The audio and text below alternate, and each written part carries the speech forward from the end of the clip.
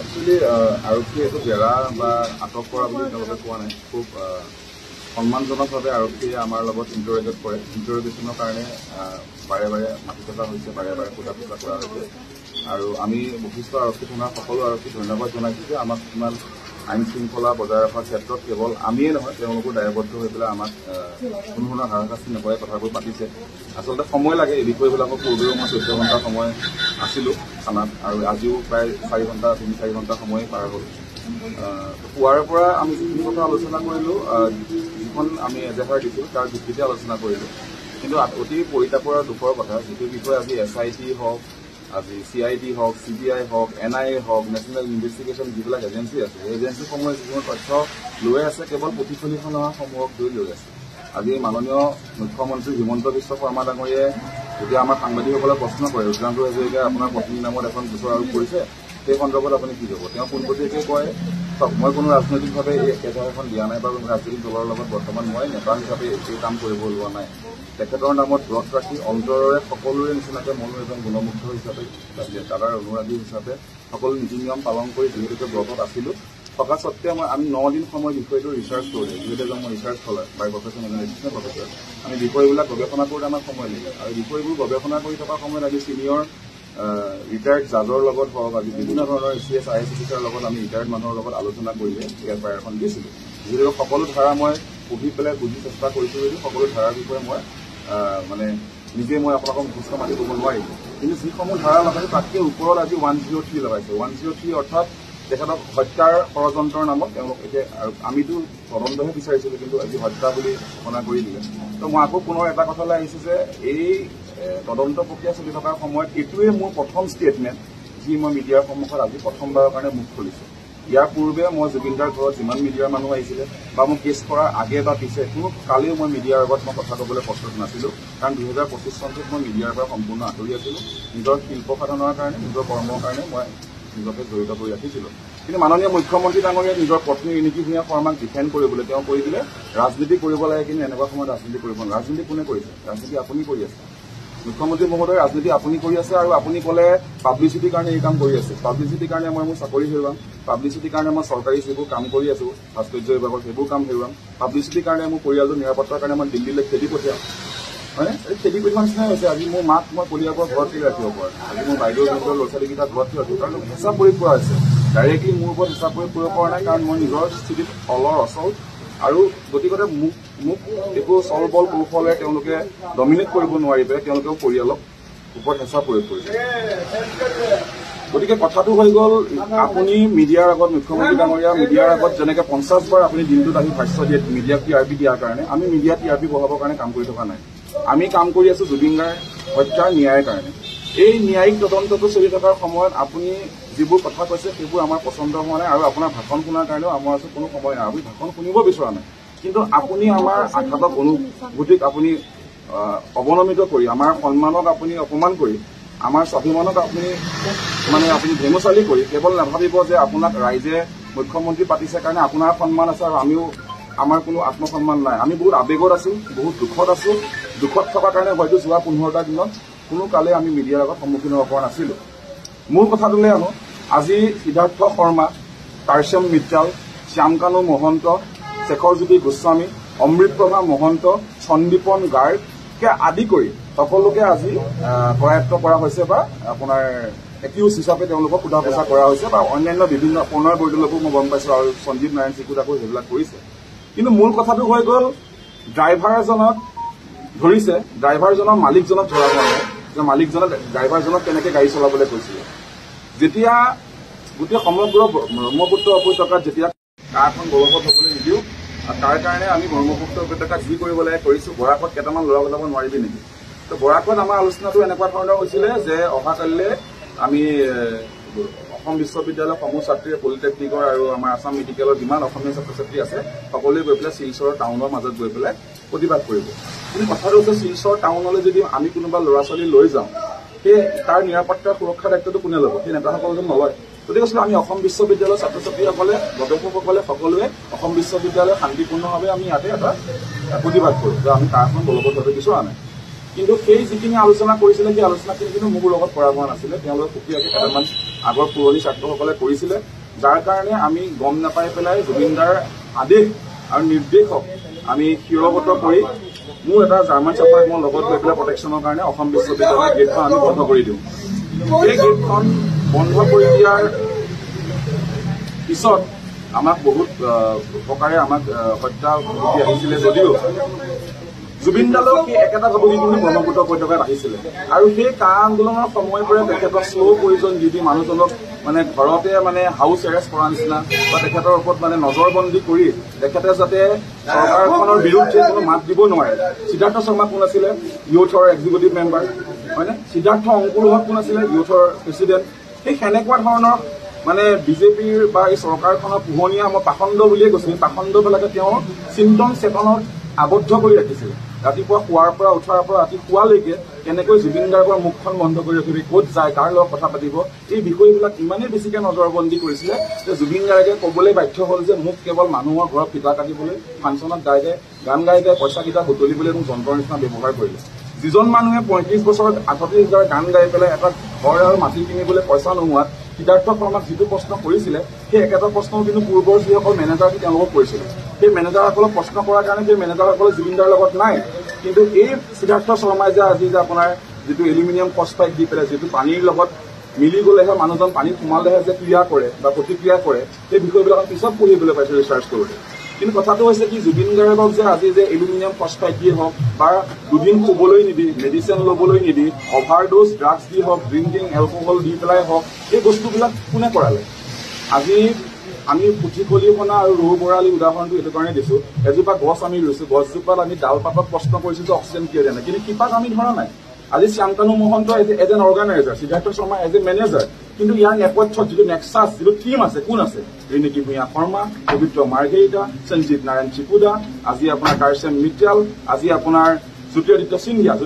Scindia honourable donor minister বুলি আমি কওঁ কিন্তু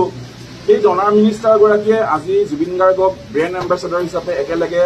তেওঁলোকে কামবোৰ কৰিছে ঠিক আছে আজি ৰিণিকি ভূঞা শৰ্মাই ফাইনেন্সিয়েল বেকিং দিছে সঞ্জীৱ নাৰায়ণে আজি ফাইনেন্সিয়েল বেকিং দিছে বা লৈছে এই গোটেইকেইজন মানুহে একেলগে অসমৰ কৰ্পৰেট কালচাৰেল হাবটো চলাই আছে চেণ্ডিকেটটো চলাই আছে কাৰণ গভৰ্ণমেণ্টৰ যিমান ফাণ্ডিং থাকে কি ষ্টেট গভৰ্ণমেণ্টৰ হওক কি নৰ্থ ইষ্টৰ হওক কি নেশ্যনেল হওক কি ইণ্টাৰনেশ্যনেল হওক এওঁলোকৰ বাদে এইখিনি ফাণ্ডিং কোনো নাপায় জুবিন গাৰ্গেও নাপায় অংগৰাগ মহন্তও নাপায় বা অইন কোনো শিল্পীয়ে নাপায় এওঁলোকে পায় তো এওঁলোকক আজি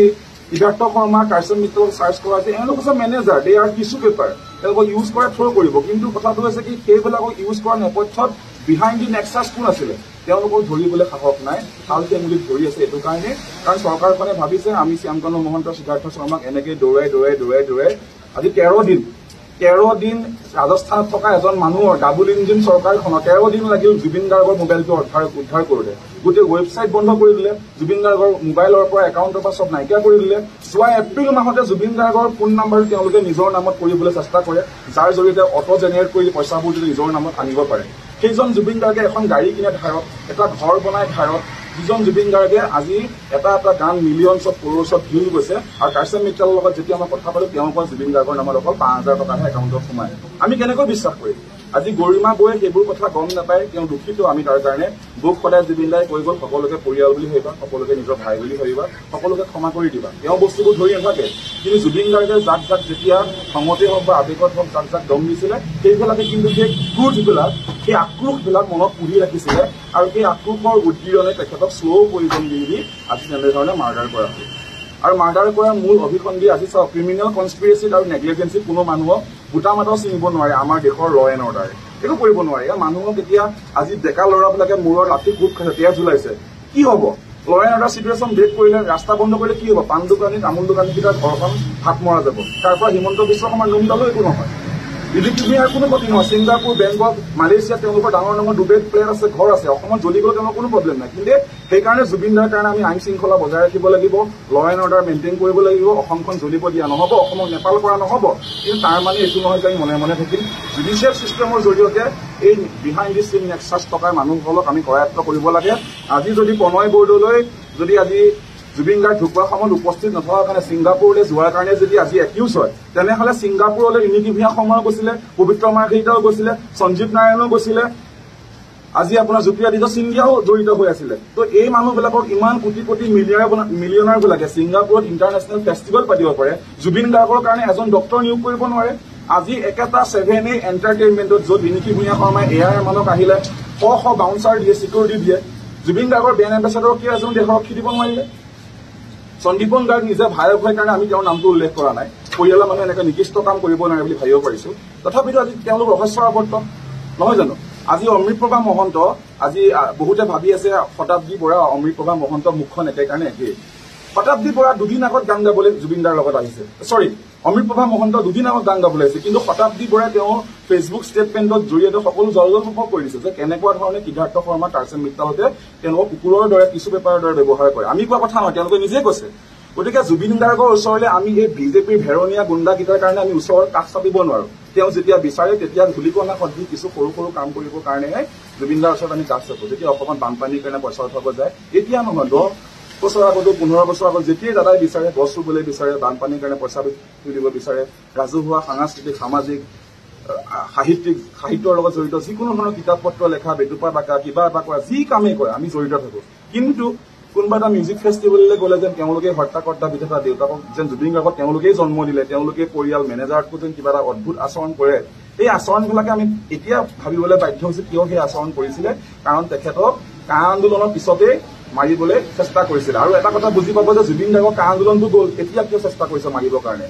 অসমত আজি মৰাণ মটক আহোমসকলে হওক আজি কোচ ৰাজবংশীয়ে হওক ইমান এটা জোৰদাৰ আন্দোলন কৰি আছিলে হাতত জোৰ লৈ পেলাই সকলোৱে জনগোষ্ঠীয় চেণ্টিমেণ্টবিলাক লৈ পেলাই আজি দেউৰী সকলো লোকে কিন্তু আজি অসমত আন্দোলন কিবা চলিছেনে কিবা বিষয় লৈ ইছ্যু মানুহ ৰাখিছেনে সকলো ফালে জুবিন গাৰ্গ হৈ গ'ল নিৰ্বাচনৰ আগমুহূৰ্তলৈকে অসমত এটাই ইছ্যু থাকিব জুবিন গাৰ্গ আৰু সেই জুবিন গাৰ্গ ইছ্যুটোক মানুহক ডাইভাৰ্ট কৰি পেলাই মুখ্যমন্ত্ৰীয়ে ইলেকশ্যনৰ দুদিন আগত শ্যাম কানুৰ সিদ্ধাৰ্থক হয়তো গুলীয়াই এনকাউণ্টাৰ কৰি দিব পাৰে 100 ফুটৰ এটা মূৰ্তি বনাই দিব ভাৰত ৰত্ন প্ৰদান কৰি দিব ভাৰত ৰত্ন দিলে 100 ফুটৰ মূৰ্তি দিলে আপোনাৰ এনকাউণ্টাৰ কৰি দিলে মানুহ হ'ব বাহ জীৱন পৰাই আমাৰ জুবিন দাক ন্যায় দিলে হিমন্ত বিশ্ব শৰ্মা জিন্দাবাদ সেই একেখিনি মানুহে তেওঁ আকৌ মুখ্যমন্ত্ৰী পাতিব গতিকে এই গোটেই ক্ৰনলজিটো বুজিব চেষ্টা কৰক আজি কোনো ইলেকশ্যন নেখেলাকে জুবিন গাৰ্গৰ 25 বছৰীয়া এজন মেনেজাৰ কেনেকৈ তেওঁ আজি বৈদেশিক মন্ত্ৰী হ'ল এই বৈদেশিক মন্ত্ৰী হোৱাৰ যিটো নীতি কোনে ইভেণ্ট পাতিব কোনে বৈদেশিক মন্ত্ৰী হৈ পেলাই কোনে ছিংগাপুৰলৈ নিব এই গোটেইবিলাক এটা নেক্সাছ এটা গেম আগৰ পৰাই বহু 3-4 বছৰ আগৰ পৰাই ৰচনা কৰি থকা হৈছিলে মাত্ৰ গৰিমা শইকীয়া গাৰ্গ লগত থাকিলে তেওঁ হত্যা কৰিব পৰা হোৱা নাছিলে আমি কোৱা নাই হত্যা কৰিছে বুলি মুখ্যমন্ত্ৰীয়ে নিজেই কৈছে হত্যা কৰিছে বুলি আৰু হত্যা সিদ্ধাৰ্থ শৰ্মাই কি খোৱা পানী দি ঢালিলে যে জুবিন গাৰ্গক তেওঁ হত্যা কৰিব সিদ্ধাৰ্থ শৰ্মাক কোৱা হৈছে তই জীৱনটোত মেনেজাৰ কৰি কিমান পাবি 1 কোটি 2 কোটি তোক আমি 20 কোটি 50 কোটি দিম তই ডুবাইত ফ্লেট লৈ থাকিব পাৰিবি নালাগে অসমত থাকিব তো জুবিন গাৰ্গ নালাগে মেনেজাৰটোক যিমানখিনি জুবিন গাৰ্গে দম দিলে ডাইৰেক্টে ক'লে তই সেইবিলাকতো মনত আছে তোৰ ইয়াক উৰাই দে আমাৰ বিজেপি গভৰ্ণমেণ্ট নহ'লে হিলাব পৰা এটাই জেনজি আছে অসমত সেইটো হৈছে জুবিন গাৰ্গ গতিকে আমি চৰকাৰৰ বিৰুদ্ধে গৈ পেলাই বা চৰকাৰ সলনি কৰাৰ কাৰণে কোনো কথা ক'বলৈ যোৱা নাই কিন্তু জুবিন গাৰ্গৰ নামত যদি ৰাজনীতি কৰা পলিটিক্স কৰা তোমালোকে তেনেহ'লে বন্ধু ক্ষমা কৰা নহ'ব আৰু জুবিন গাৰ্গে জীয়াই থাকোঁতে কৈ গৈছিলে মোৰ কোনো জাতি নাই মোৰ কোনো ধৰ্ম নাই মই মুক্ত ময়ে কাঞ্চনজংঘা আৰু আজিৰ তাৰিখতো অসমত জুবিন গাৰ্গৰ অনুৰাগীৰ নামত যদি এটাও যদি আঁচোৰ আহে নহয় সেই আঁচোৰৰ প্ৰতিটো হিচাপ কিন্তু